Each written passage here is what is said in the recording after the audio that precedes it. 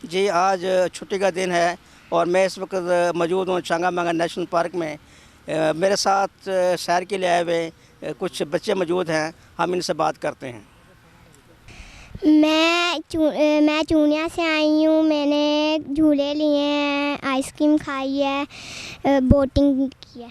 मैं दुनियापुर से आया हूँ। बहुत मज़ा है यहाँ पे, बहुत अच्छी अच्छी हवाएं हैं और बहुत बड़ा पार्क है, बहुत सारे झूले लिए हैं। छांगा जो है वो फैमिली के लिए बड़ा अच्छा पार्क है। जैसे अब छुट्टियों की वजह से स्कूल्स बंद हैं तो बच्चों की इंटरटेनमेंट के लिए बहुत अच्छी जगह है।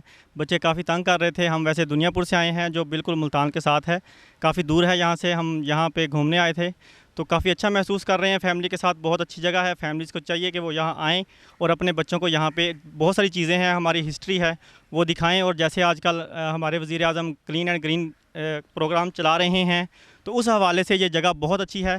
जी, जैसा कि आपने सुना कि यहाँ पे सेहत के लिए आने वाले बड़ों के साथ बच्चे भी खूब इंजॉय कर रहे हैं। जी।